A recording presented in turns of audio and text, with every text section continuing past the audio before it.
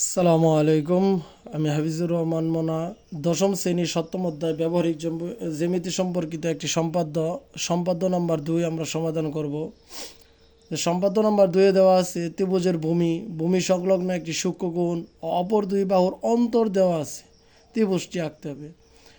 আগের যে সম্পাদ্য নাম্বার 1 ছিল সেটার মধ্যে দেওয়া ছিল অপর দুই বাহুর সমষ্টি, আর এইখানে দেওয়া আছে অপর দুই বাহুর অন্তর।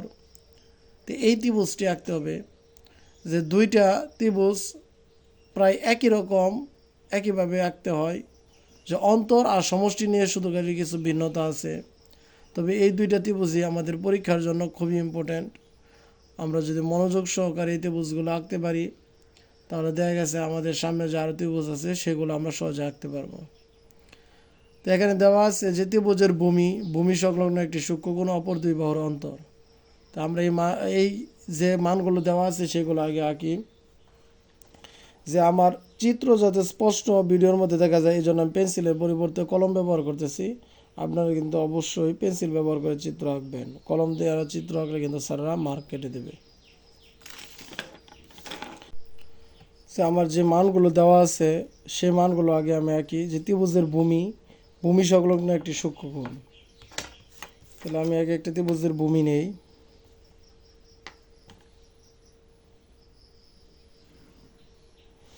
তারপর অপর দুই বাহুর সূক্ষ্মকোণ, অর্থাৎ 90 ডিগ্রি ছোট একটি সূক্ষ্মকোণ।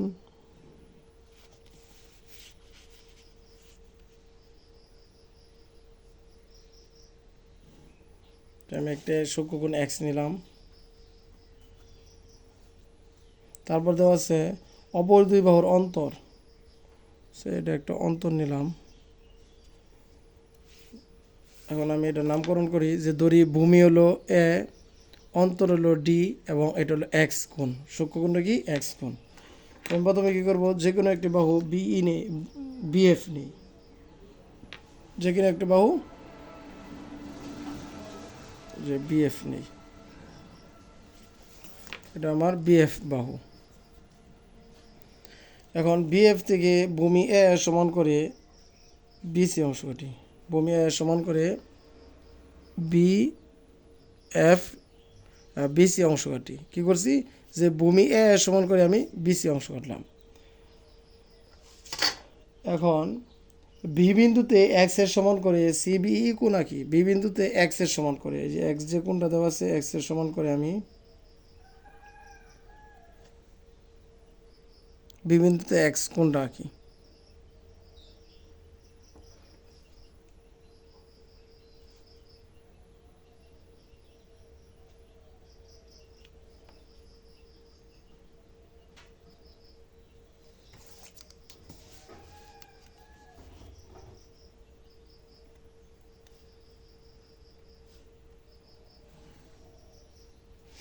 এটা আমার হলো সিবিই কোণ, কার সমান করে?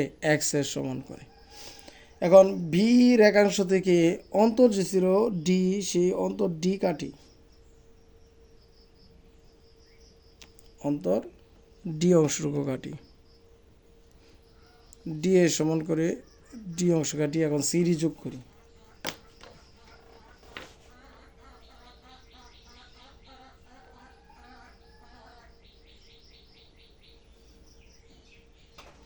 সিডি যোগ করি।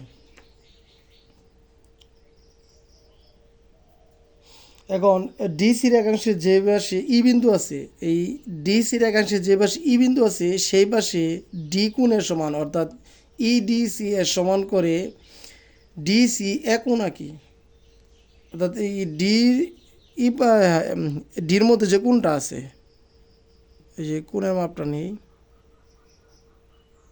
ডি, অর্থাৎ ই যে পাশে ই আছে, ডিসি রেখাংশ যে পাশে ই আছে, এই পাশে ই আছে আর কি সি বিন্দুর এই পাশে আমার কোণটা আঁকতে হবে।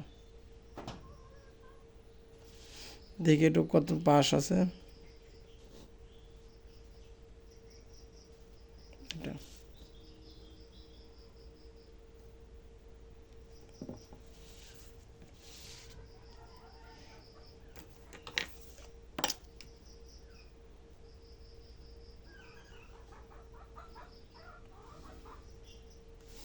এটা হলো কী কোণ?